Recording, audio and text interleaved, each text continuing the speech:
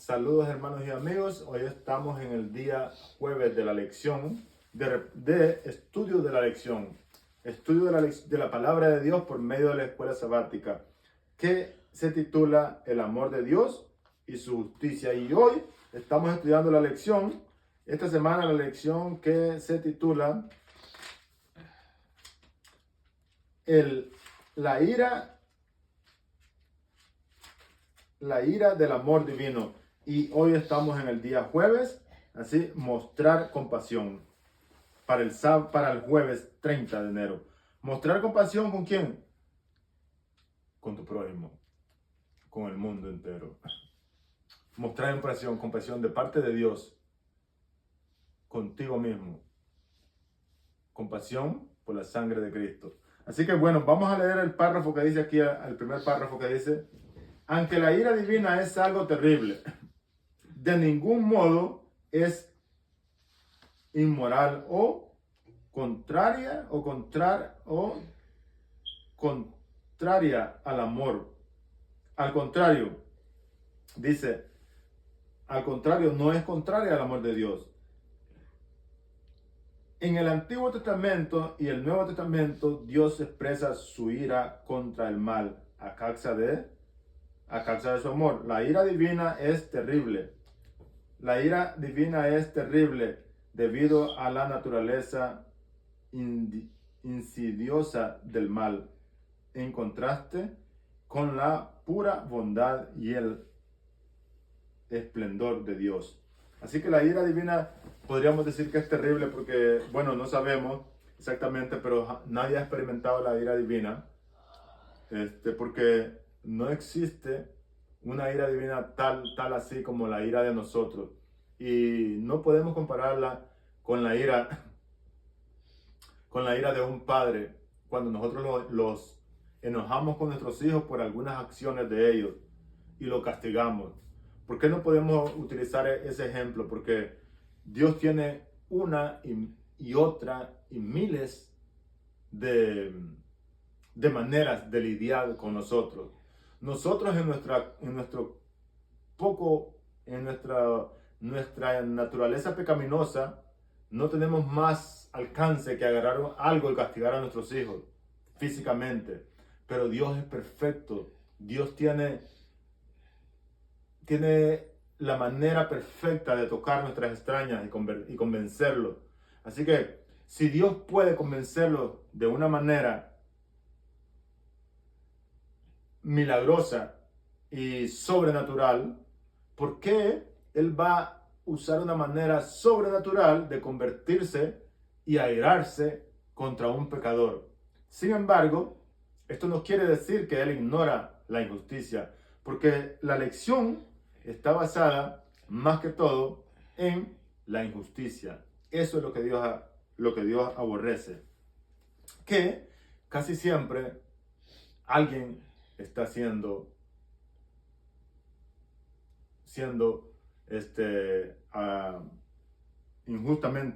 está sufriendo injustamente alguna consecuencia por el pecado y por el mal. Así que, y muchas veces podemos ser nosotros mismos, tú mismo, yo mismo, que automáticamente nos rebota una acción del mal o del pecado que cometemos. En consecuencia, nos viene algo que nos rebota. Así que vamos a pasar a una parte de aquí de la nota que empieza el día jueves. Casi vamos a hacer a la segunda nota donde dice: este es el sentido del amor. En este sentido, el amor, no la ira. En este sentido, el amor, no la ira, es especial para Dios. Dios es especial para Dios. Donde no hay maldad ni injusticia, no hay ira. Es correcto. Eso mismo pasa en nosotros como seres humanos. ¿Cuántos de nosotros no quisiéramos vivir en un mundo perfecto, en paz? Para que nunca yo tener que enojarme, nunca tener que pasar un mal momento, nunca tener que sufrir. Eso es lo que nosotros anhelamos como cristianos, y por eso es la razón que yo busco el conocimiento de del Dios del cielo en la Biblia. Porque anhelo un mundo donde haya un mundo mejor, un mundo que no haya maldad ni no haya injusticia. Dice, el segundo párrafo dice, en última instancia, la acción más amorosa de Dios consiste en erradicar el mal del universo. Dice, la acción más amorosa de Dios consiste en erradicar el mal del universo. Y eso es lo que me hace amar a un Dios maravilloso. También hará desaparecer la ira y el enojo, pues la injusticia y la maldad dejarán de existir para siempre. Solo la dicha y la justicia existirá. Solo la dicha y la justicia existirá por la eternidad, como resultado de una relación de amor perfecto. Ya cuando seamos perfectos todos, que seamos transformados. Mientras tanto, vivimos en un mundo donde nosotros estamos con una naturaleza pecaminosa, pero llegará el momento, dice, que seremos transformados en un abrir y cerrar de ojos. Ya en ese tiempo seremos perfectos. Nunca más, dice, nunca más habrá ira divina, porque nunca más habrá necesidad de ella. ¡Qué pensamiento tan maravilloso! Es correcto, pero recuerda que la ira divina está contra el mal. Nunca más tendrás que sufrir una consecuencia, porque ya no habrá pecado, ya no habrán errores y viviremos en un mundo perfecto. Déjame leerte el último párrafo donde dice, nunca más habrá ira divina, porque nunca más habrá necesidad de ella. ¡Qué pensamiento tan maravilloso! El último párrafo dice, a algunos les preocupa que la ira divina pueda interpretarse involuntariamente como una licencia para venganza humana.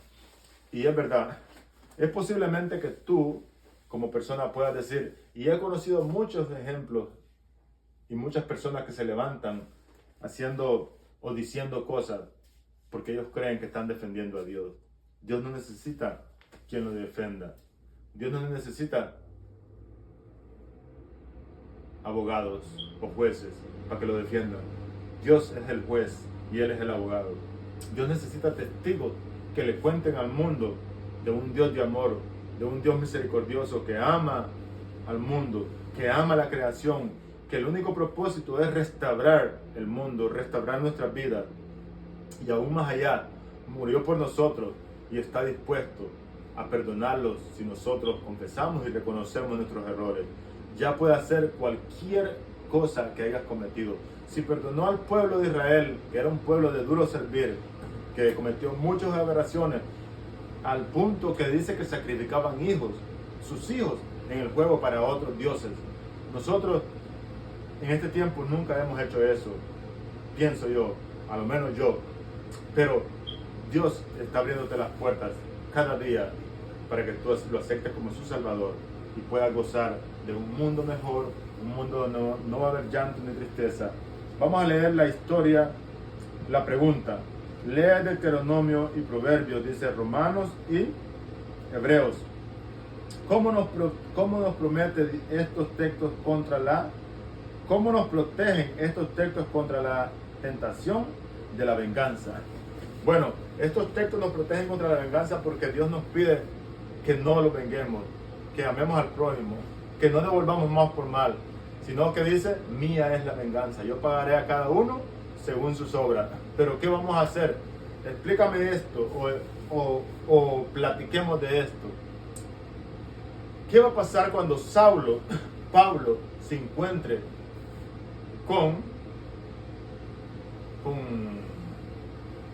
Esteban? Ustedes conocen la historia que Pablo mató a Esteban. Pablo estaba allá.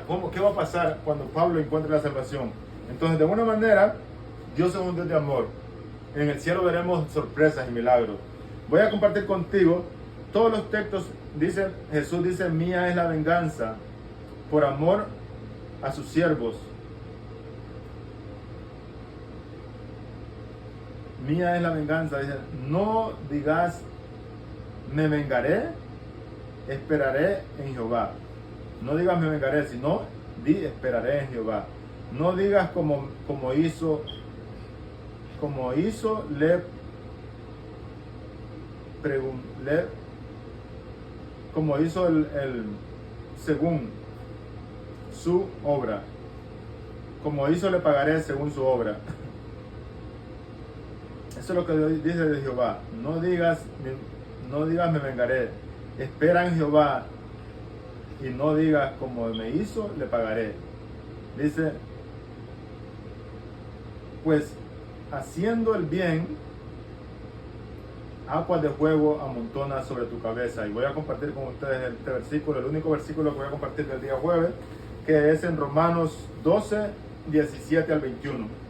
Lo vamos a leer porque es un texto muy precioso, sin embargo no lo vamos a leer completo porque no quiero alargar esta parte de aquí. Hebreos, vamos a leer Hebreos porque lo tengo aquí. Hebreos 10:30 dice, pues conocemos, Hebreos 10:30 dice, pues conocemos al que dijo, mía es la venganza, yo daré el pago, dice el Señor, y otra vez el Señor juzgará a su pueblo. Jehová promete dar el pago a cada uno, pero sin embargo, no olvidemos como Jonás que Dios es un Dios maravilloso y perdonador. No te sorprendas si en el cielo encuentras a una persona que te hizo daño, que te lastimó. Porque finalmente, como les dije en todos los días, el culpable de todas las acciones aterrorizadas, o como tú le puedas llamar, las más terroríficas, las más atrocidades, están siendo incitadas por el enemigo.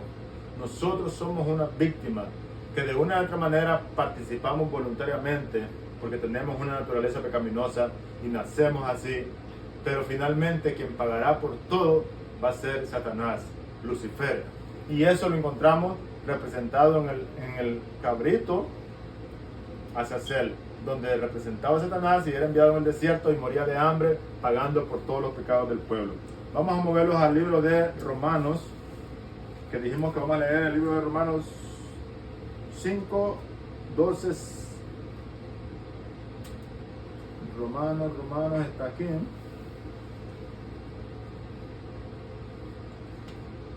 Tenía Romanos aquí. Es Romanos capítulo 12, versículo 17. Se me desapareció, estaba aquí, ya lo tenía guardado con esto. Romanos 12, versículo 17. Dice, no paguéis a nadie mal por mal. Procurar lo bueno delante de todos los hombres. Dice, no paguéis a nadie mal por mal. Procurar lo bueno delante de todos los hombres. Si es posible, en cuanto dependa de vosotros, estad en paz con todos los hombres. No os venguéis vosotros mismos, amados míos, sino dejad lugar a la ira de Dios, porque escrito está, mía es la venganza. O sea, no os venguéis vosotros mismos, amados míos, sino dice, dejad lugar a la ira de Dios, porque escrito está, mía es la venganza, yo pagaré, dice el Señor. Y eso es el versículo 19. Leí del 17 al 19. El 20 dice, así que si tu enemigo tuviere hambre, dale de comer. Si tuviere sed, dale de beber. Pues dice, haciendo esto, agua de fuego amontonarás sobre tu cabeza, sobre su cabeza. No seas vencido de lo malo, sino vence el bien con el mal. Si Dios nos pide a nosotros que practiquemos estos principios, que amemos a nuestros enemigos, ¿por qué Dios se va a irar contra su creación o contra los seres humanos y los va a tratar como unos enemigos, cuando finalmente el único enemigo que existe es Lucifer? Y con él, de acuerdo al versículo del macho Azazel, que lo he repetido varias veces, él es el único con quien está airado. Nosotros solo somos creación de Dios, nosotros somos sus hijos. Sin embargo, como les he explicado, hay leyes establecidas que cada acción tiene una reacción o una consecuencia. Entonces vamos a leer el versículo 20 una vez más. Así que si tu enemigo tuviere hambre, dale de comer. si tuvieres sed, dale de beber. Si Dios nos pide a nosotros que nuestro enemigo tenga hambre, nosotros que somos seres que tenemos envidia, tenemos ira, tenemos celos, tenemos envidia, tenemos odio muchas veces, pero cuando estamos en Cristo, todas esas cosas tenemos que dejarlas. Si no las hemos dejado, debemos limpiarlas de todas esas cosas, porque aquí nos dice que si depende de nosotros, que estemos bien con todos los hombres. Entonces nosotros somos seres que no tenemos alcance, como Dios tiene otros alcances, que tiene otras opciones perfectas, donde Dios puede tocar el corazón de un ser humano y convertirlo de su mal camino. Dios puede tener compasión de una persona y verlo a los ojos y atraerlo a Él. Nosotros solo somos seres caídos, pero sin embargo Dios nos pide que nosotros practiquemos este principio. ¿Será que Dios no lo va a practicar? Como dice la palabra de Dios. Así que si tu enemigo tuviera hambre, versículos 20, Romanos 12, versículo 20, leímos del 17, pero ahorita estoy leyendo el 20. Así que si tu enemigo tuviera hambre, dale de comer, y si tuviera sed, dale de beber. Dice, pues haciendo esto, aguas de fuego amontona sobre tu cabeza. Voy a explicarte un poco acerca de aguas de fuego amontona sobre tu cabeza.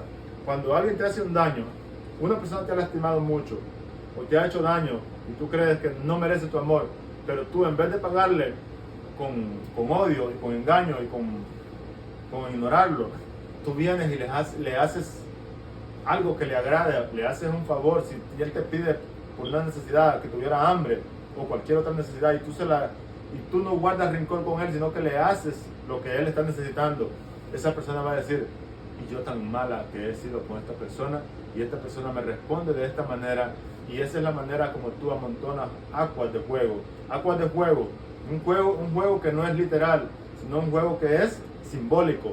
Esa persona no va a poder dormir pensando en todo el daño que te ha causado, y tú aún así reaccionaste con un bien para él. Tú aún así tenías sed y le diste agua. Esa persona va a ser algo tremendo que va a surgir en su mente, y de esa manera es que tú amontonas aguas de fuego. Porque muchas veces el juego de la Biblia no siempre es simbólico, no siempre es literal, y no siempre es simbólico también. Así que dice el versículo 21, no seáis vencidos de lo malo, sino vence con el bien el mal. Querido hermano, querido amigo, Dios te bendiga. Voy a terminar con este último párrafo de la lección del día jueves. Dice, Dios no nos ha puesto para ira, sino para alcanzar salvación. O sea, nosotros no estamos aquí.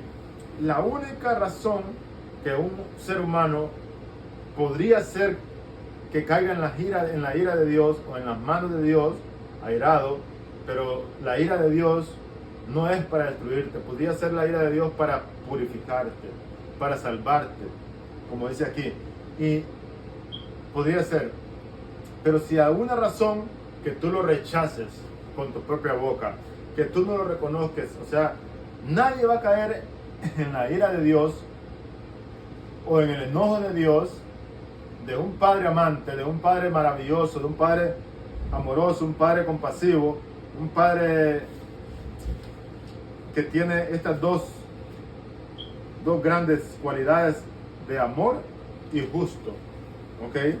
Que son grandes cualidades que solo Dios las tiene en su perfección. Nadie va a caer en un error o va a perderse en el día del juicio por pecador. La única manera que tú vas a ser condenado en el día del juicio va a ser por haber rechazado la salvación que Dios te ofreció por medio de Jesucristo, muriendo en la cruz del Calvario y pasando por un sinnúmero de sufrimiento, el cual eras tú que deberías estar ahí y era yo que debería estar ahí. Así que, querido amigo, querido hermano, yo te invito en el nombre de Jesús que aceptes a Jesús como tu Salvador y puedas gozar de una vida en abundancia, una vida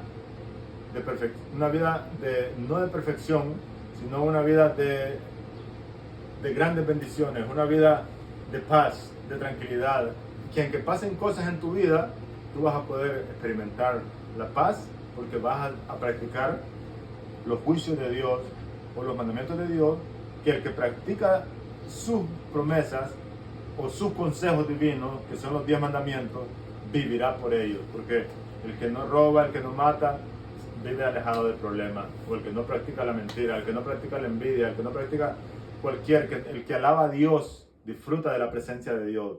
Y eso fue algo que pasó en el hijo mayor de la parábola del hijo pródigo, que nunca pudo valorar el lugar que él estaba teniendo. Que eso no pase en tu vida, que tú puedas entender que al tú pertenecer al pueblo de Dios, estás disfrutando de la presencia de Dios. Aquellos que están cometiendo pecado y que están viviendo una vida desordenada, están viviendo una vida de tristeza y sufrimiento. Tú estás al lado del Padre. Valora eso y no te pongas a condenar a los otros, sino que más bien recuerda que tienes una misión de cumplir la gran comisión, llevar las buenas nuevas.